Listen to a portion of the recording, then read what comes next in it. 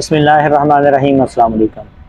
यार मैं ना कदी कदी सोचदा हुन्ना कि अल्लाह दा लख लख शुक्र है कि उन्हें इंसान दा रिजक ना जिन्ने भी मतलब कि जानदार है ना सब दा रिजक अपने हथ दे विच रखिया।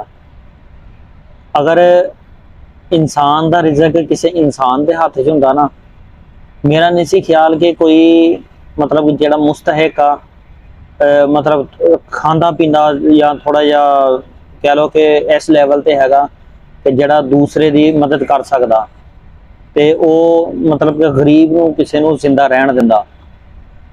क्योंकि अज के दौर दे विच ना यकीन करो कि इंसान ही इंसान का दुश्मन बनया होया और हर एक दी जड़ा मतलब कि किसी तो दूसरे तो हसद करदा ना उहदी ये कोशिश हुंदी है कि यार जड़ा इहदे कोल ना वो नहीं सी होना चाहिए, वो मेरे कोल होना चाहिए सीगा।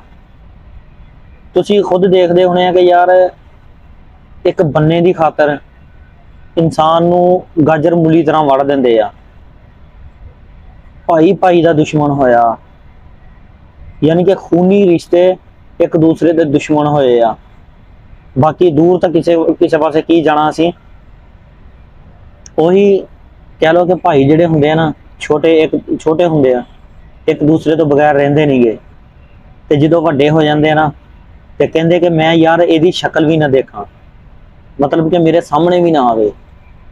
की यार इंसानियत आ की दुनिया वा अल्लाह ही आ कि अगर साडे हाल ते कोई रहम करे ना वरना साडे जिहड़े मतलब कि अमाल है ना साडे अमाल जिहड़े ना जिहड़े कम आ ये छितर खान वाले आ।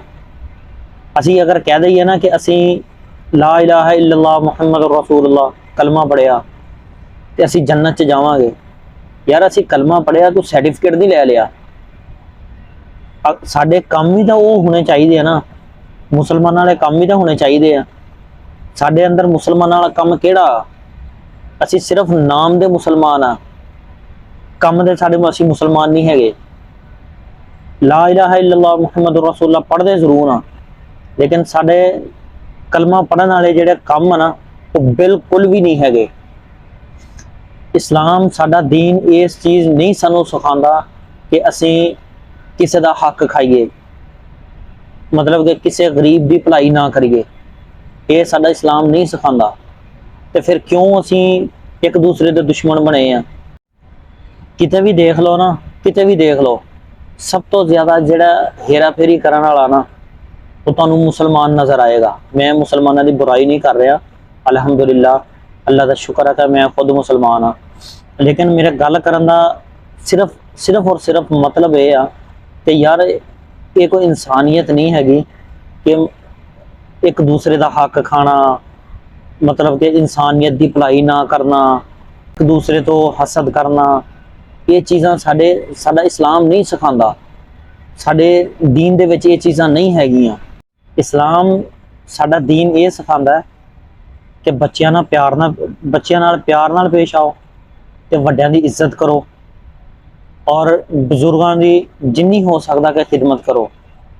इत्थे की हुंदा कि जिस माँ बाप ने बचपन तो लग के मतलब कि जवान होने तक बच्चे नूं अपने नूं इस तरह परवरिश की हुंदी आ कि वह धुप छां नहीं देखते।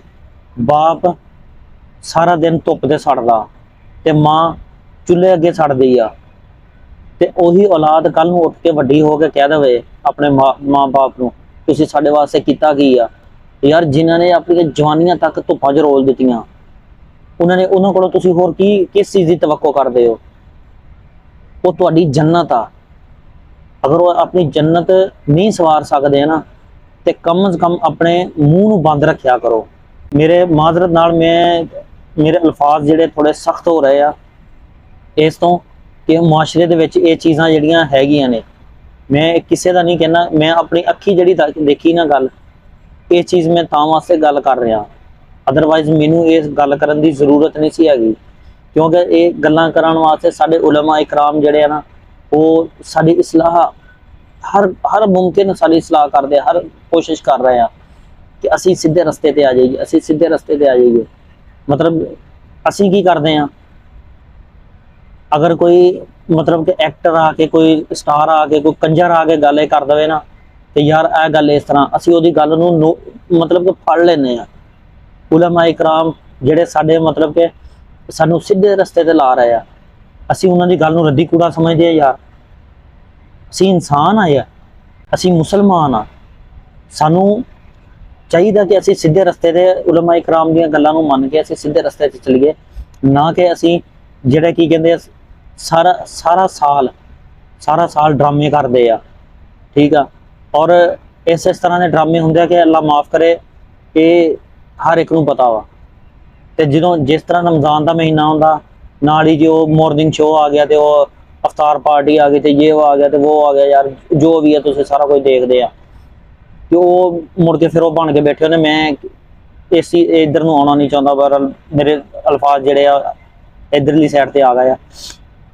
ਲੇਕਿਨ ਸਾਡੇ ਉਲਮਾ ਇਕਰਾਮ ਸਾਡੀ ਹਰ ਮੁਮਕਿਨ ਇਸਲਾਹ ਕਰਨ ਤੇ ਲੱਗੇ ਆ ਤੇ ਯਾਰ ਸਾਨੂੰ ਉਹਨਾਂ ਦੀ ਮੰਨਣੀ ਚਾਹੀਦੀ ਆ। ਤੇ ਔਰ ਦੂਸਰੀ ਗੱਲ, ਸਾਨੂੰ ਆਪਣੇ ਵਾਲਿदैन ਦੀ ਖਿਦਮਤ ਕਰਨੀ ਚਾਹੀਦੀ ਆ, ਔਰ ਕਿਸੇ ਦਾ ਹੱਕ ਨਾ ਖਾਈਏ, ਅਸੀਂ ਇਸ ਚੀਜ਼ ਦੀ ਕੋਸ਼ਿਸ਼ ਕਰਨੀ ਚਾਹੀਦੀ ਹੈ। ਹਰ ਮੁਮਕਿਨ ਦੁਆ ਇਹ ਕਰਨੀ ਚਾਹੀਦੀ ਆ ਕਿ ਅੱਲਾਹ ਪਾਕ ਨੇ ਅਗਰ ਸਾਨੂੰ ਮੁਸਲਮਾਨ ਬਣਾਇਆ ਨਾ, ਤੇ ਸਾਨੂੰ ਇਸਲਾਮ ਦੀ ਰਾਹ ਤੇ ਮਤਲਬ ਦੀਨ ਦੀ ਰਾਹ ਤੇ ਚੱਲਣ ਦੀ ਵੀ ਤੌਫੀਕ ਦੇਵੇ। ਔਰ ਕੋਸ਼ਿਸ਼ ਇਹ ਕਰਨੀ ਚਾਹੀਦੀ ਆ ਕਿ ਯਾਰ ਅਸੀਂ ਸਾਡਾ ਕੋਈ ਹੱਕ ਖਾ ਜਾਵੇ ਨਾ, ਤੇ ਯਾਰ ਕੋਈ ਮਸਲਾ ਨਹੀਂ, ਸਾਡਾ ਕੋਈ 1 ਰੁਪਈਆ ਖਾ ਜਾਵੇ, ਇਹ ਕੋਸ਼ਿਸ਼ ਕਰਨੀ ਚਾਹੀਦੀ ਆ ਕਿ ਯਾਰ ਅਸੀਂ ਨਾ ਕਿਸੇ ਦਾ ਖਾਈਏ। ਮਤਲਬ ਸਾਡੇ ਵੱਲ ਨੂੰ ਨਾ ਆਵੇ ਕਿਸੇ ਦਾ, ਸਾਡੇ ਵੱਲੋਂ ਦੂਸਰੇ ਵੱਲ ਨੂੰ ਚਲੇ ਜਾਵੇ, ਕੋਈ ਮਸਲਾ ਨਹੀਂ ਹੈਗਾ। ਅੱਲਾਹ ਵਾਸਤੇ ਉਹਨੂੰ ਮਾਫ ਕਰ ਦਿਆ ਕਰੋ।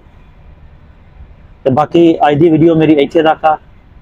ਇਹੀ ਗੱਲਾਂ ਮੈਂ ਤੁਹਾਡੇ ਨਾਲ ਸ਼ੇਅਰ ਕਰਨੀਆਂ ਸੀ। ਅਗਰ ਮੇਰੀ ਗੱਲ ਕੋਈ ਅੱਛੀ ਲੱਗੀ ਆ ਤੇ ਲਾਈਕ ਸ਼ੇਅਰ ਜ਼ਰੂਰ ਕਰ ਦੇਣਾ, ਤੇ ਔਰ ਅਗਰ ਕੋਈ ਗੱਲ ਅੱਛੀ ਲੱਗੀ ਆ ਤੇ ਆਪਣੇ ਦੋਸਤਾਂ ਦੇ ਨਾਲ ਗੱਲ ਸ਼ੇਅਰ ਜ਼ਰੂਰ ਕਰ ਦੇਣਾ, ਤੇ ਆਪਣੀ ਰਾਏ ਦਾ ਇਜ਼ਹਾਰ ਜ਼ਰੂਰ ਕਰਨਾ।